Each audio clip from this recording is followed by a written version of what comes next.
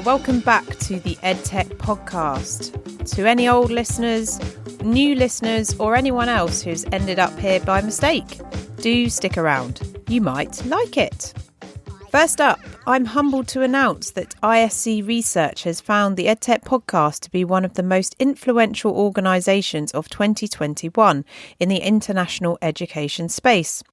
The podcast was among great friends also sharing and surfacing innovation, which is quite on point with this week's theme, so do go out and check the full list, which is available in our show notes.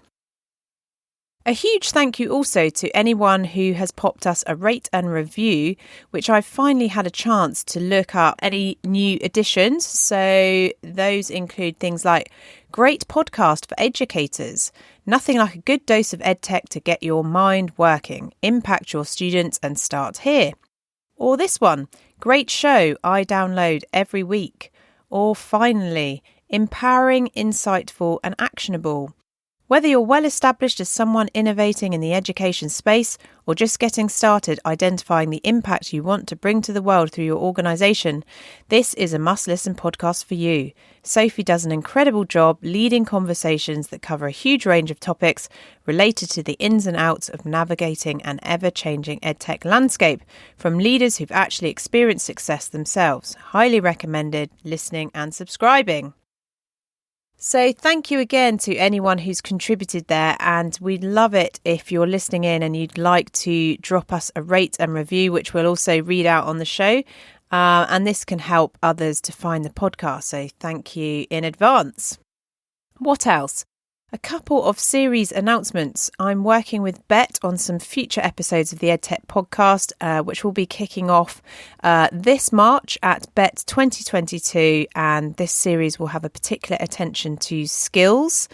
And I'm also really excited to announce that we are partnering with the Female EdTech Fellowship to showcase some of the best female-led post-seed innovators out there in Europe. And these organisations are working on STEM, corporate learning, social emotional learning, assessment and peer-to-peer language learning.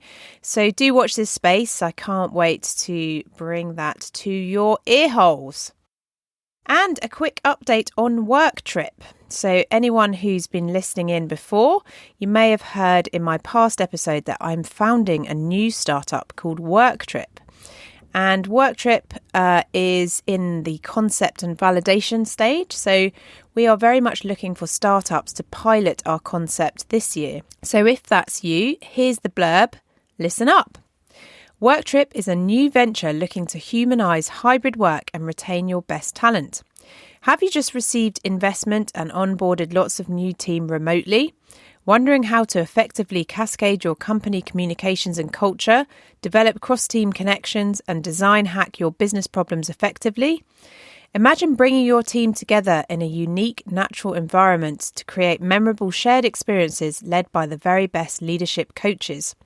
Imagine your team raving about how your company invests in employee development and in-person experience. This is what Work Trip is all about. We curate the best high-impact offsites, save you time and create real business ROI at this critical phase of your mission. In 2022, we are running our in-person and wireframe prototypes and pilots. We are looking for scaling companies to be our pilot customers. We will take care of your brief, understand your needs and create you a bespoke offsite. Onboarding, remote leadership, business hack, R&R, we've got it covered. Work Trip is a new venture launched by Sophie Bailey, founder of the EdTech podcast, with expert partners from across HR, L&D and coaching. Interested? Email sophie.bailey@worktrip.com. Want to contribute to our validation? Check out the survey in our show notes. So there we go. I'll be updating on how Work Trip is getting on in the EdTech podcast episodes. And in the first instance, I see EdTech startups as some of our earliest customers because of specifically the growth phase that EdTech is currently going through. So far, I've been enjoying the Set Squared incubator program, trying to get my head around technical road mapping and putting together my first pitch for money. Every day is a learning day, as they say. Okay. So, back to the world of knowledge exchange. Traditionally, when we think of the IP of universities, we think of knowledge that would be closely guarded, but better research on innovation shows us that the value of integral knowledge is, in fact, connecting it with diverse external or adjacent thinkers and scenarios. But how do universities capture all of this activity, and how important is this to universities maintaining their social value? This week, I'm speaking to one early-stage startup obsessing about all things knowledge exchange in higher education and the role of technology therein. Listen in to hear about user testing, capturing knowledge exchange activities, and how you can help their own idea grow. Okay, here we go.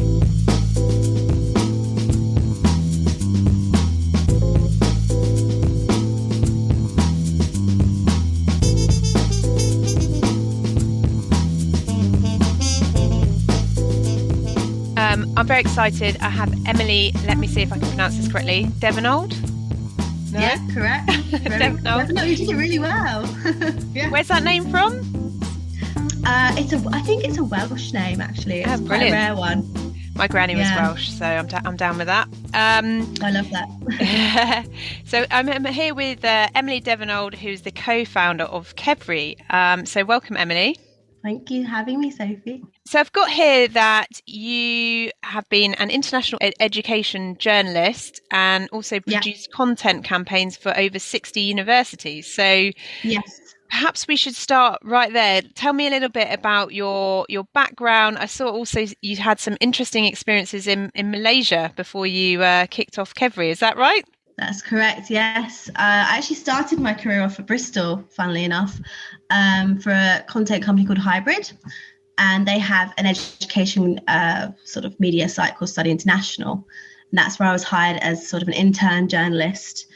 And I had worked in Malaysia before for charities and a lot of other stuff. And they noticed that on my profile. So they said, do you fancy going to be a journalist in Kuala Lumpur? And I said, yes, please, because I love it there. And it's just great to be in the tropical weather, of course. Yeah.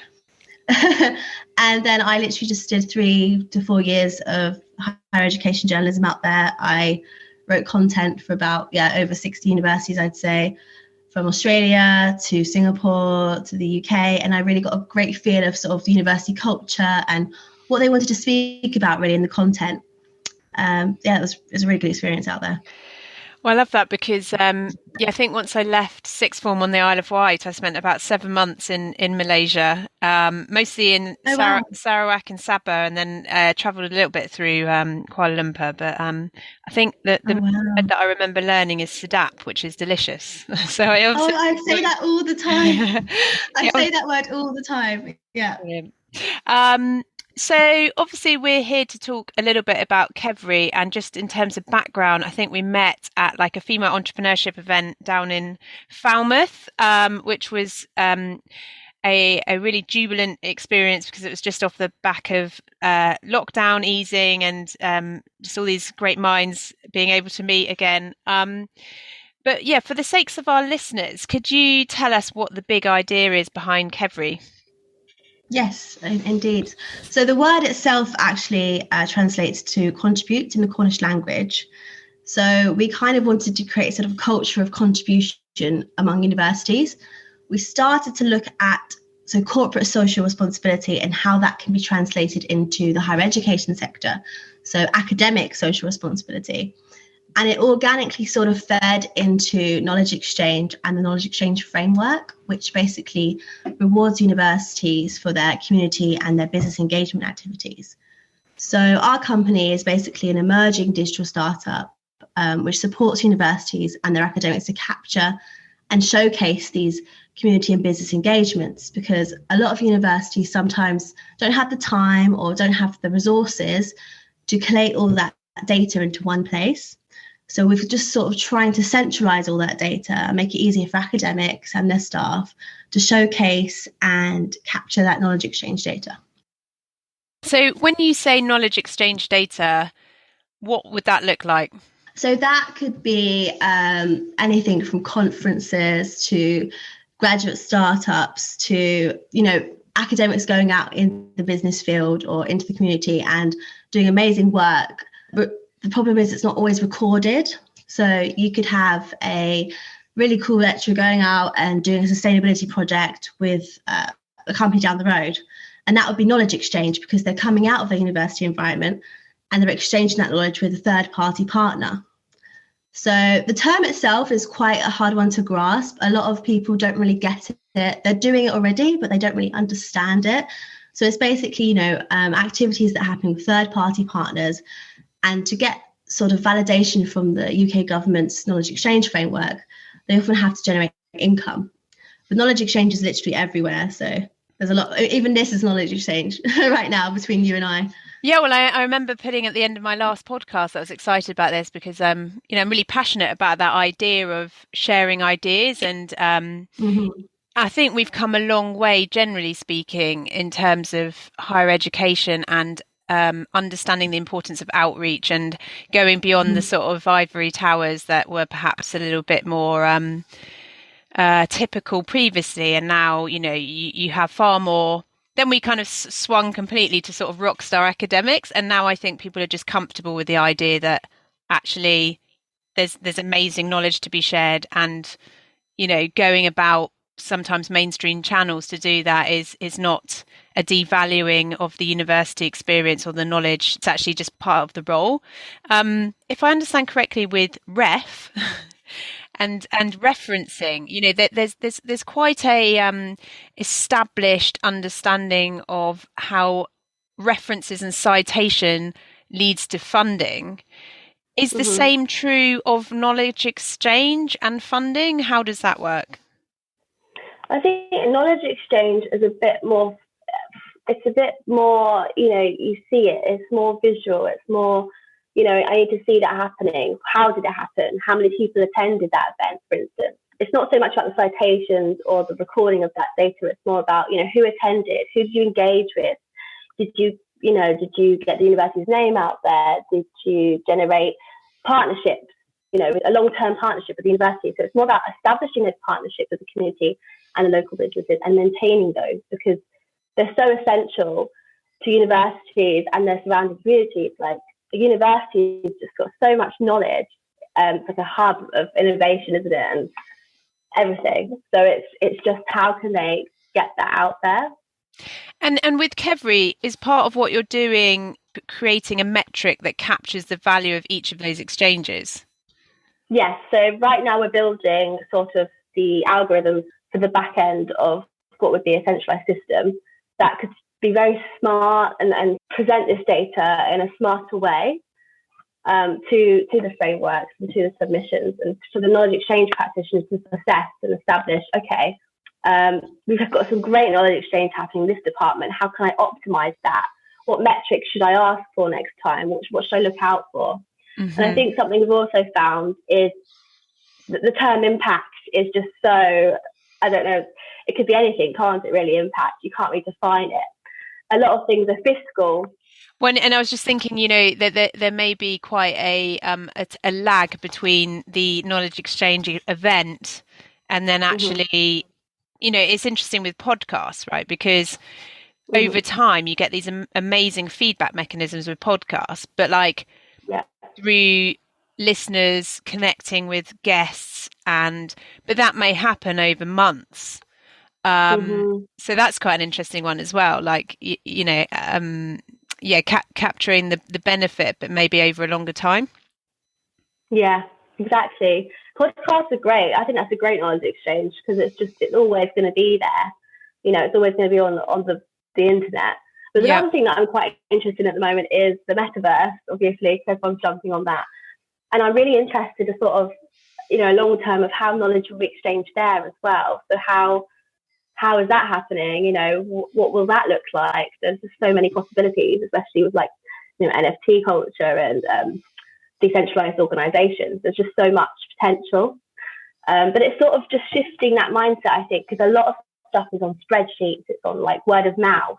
It's just sort of bringing that a bit more onto systems and having a digital trail of that information, if that makes sense. Also, social media metrics is another great form of impact that is sometimes overlooked, I think. So that's something we're sort of looking into as well. So If I was a university listening in to this, who's the sort of typical person that usually gets tasked with measuring their knowledge exchange? Is that sort of individual academics? Is it someone within a department that has that role? Mm-hmm. So usually they'll have a knowledge exchange lead or practitioner, so a KEP. But for the universities that don't, they'll probably have heads of departments or someone sort of half filling the role perhaps to collect that data every year. Some universities have a really cool system which is knowledge exchange champions. So that's just heads of departments that have been nominated to collect that data to their department.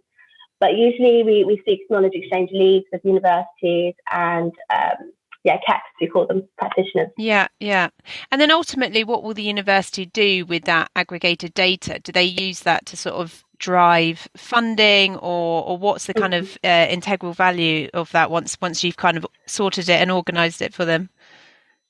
That will be, so there's something called the HEP key and then the HIFE return, and that will just sort of go into a submission basically that they can get a chunk of funding at the end. So there's something called the Knowledge Exchange Framework at the moment, the KEF. Every university in the UK is entitled to up to £4 million of that funding every year. A lot of universities, however, often don't meet that £4 million figure. They could, but they haven't, congregated that data efficiently, and they don't know what's going on in their university. But there's so much potential to get that and keep, reworking the knowledge exchange and doing more impact every year. So we talked before we started recording about how you met your co-founders, so Natalie Campion and Corinne Minett at Falmouth University. What brought you to thinking about solving this particular problem? So, it was very organic, actually. We were looking into academic social responsibility and how universities can be more civically responsible, I guess. And then we found this new framework called the Knowledge Exchange Framework, which is really interesting. And then we actually met with Robin Kirby, who's our strategic advisor, vice chancellor at Falmouth, and he was sort of stating about knowledge exchange and the problems there. And then we dug deeper into Falmouth University's sort of framework and found that, there's so much great knowledge exchange happening at the university, but how can we optimise that? So Falmouth University sort of became our test bed at the same time. And we did a lot of one-to-one consultations with academics to really find the root of the problems. And we found that a lot of academics don't have the time to learn about knowledge exchange, and they're already doing it, but they don't have the time to collect that data. So everything organically sort of fell into Kevri, that's the problem, the challenges. And it was a lot of speaking to people of the pandemic, actually. We had so many meetings, probably like 60 plus meetings with industry players and academics, just to validate that problem. And so what do you consider your Kevri birthday? Kevri birthday, June 2021 was our incorporation date. So I guess that is our anniversary. But I think it was probably January 2021 when we started really getting into knowledge exchange, when it sort of put the feelers out there. And so it's probably been a year of knowing about knowledge exchange frameworks and understanding it. And now it's sort of the year of action, I'd say. Yeah.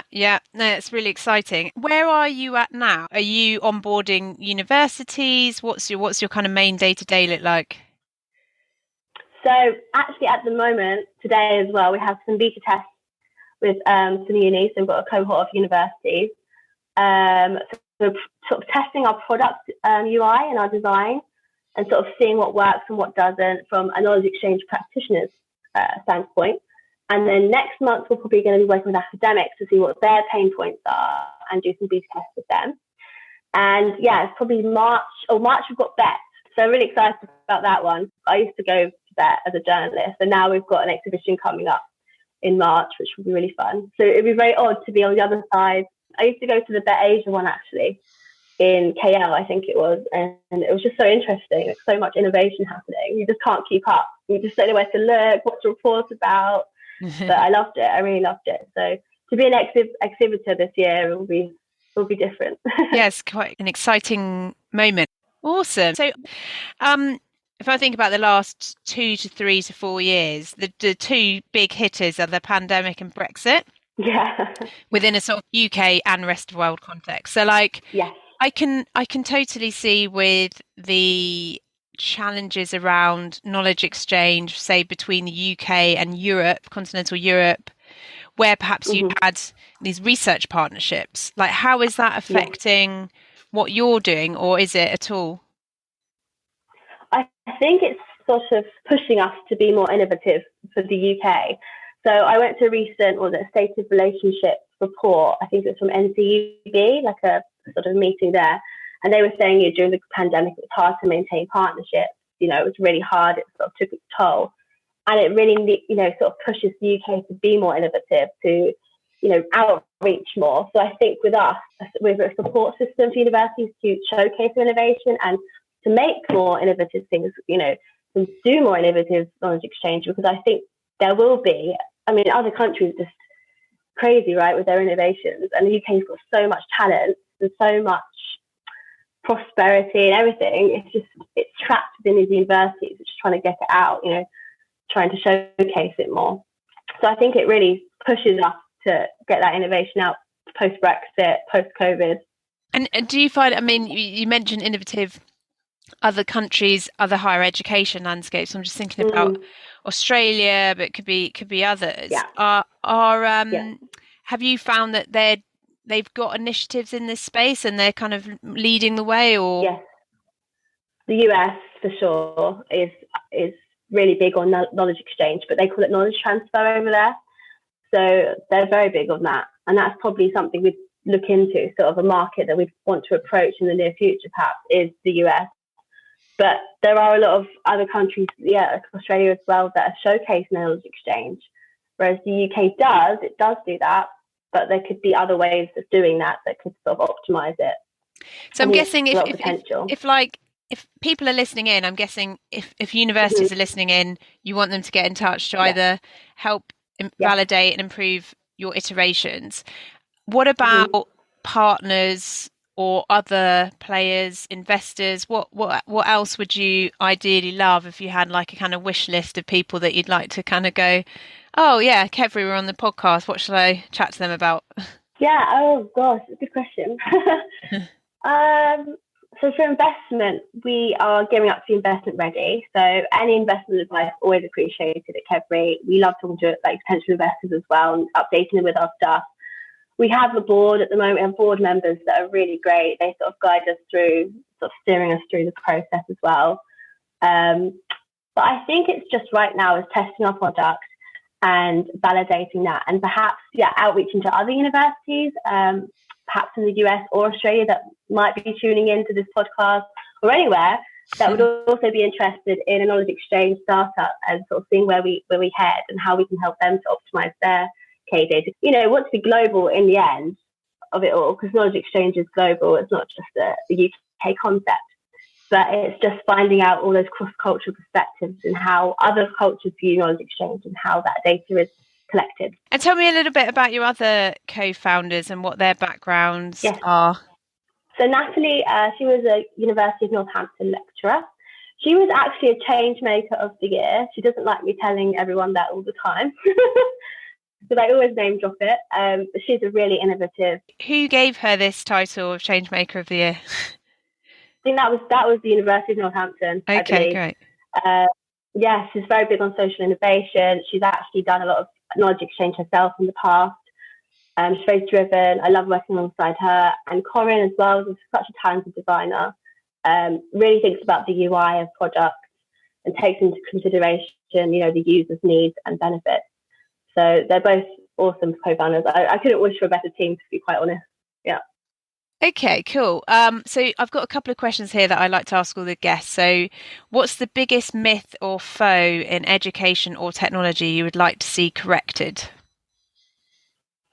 Oh, biggest myth or foe? Probably that you need a tech degree to do tech. that it's always like you have to have this degree to do this, or you have to have an MBA to do business. Is my favorite one. No, you just do it. In my opinion, you just do it and see where it takes you. Yeah. Wonderful. Who's a personal hero of yours in the sector and why? Oh, personal hero.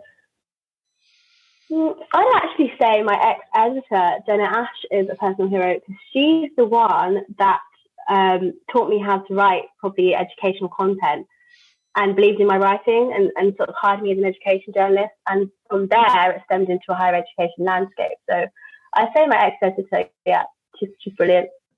Wonderful. Do you have a favourite book, project or resource you'd love to recommend? So obviously, in addition to Kevri, anything that's helped sort of inspire you that you'd like to pass on?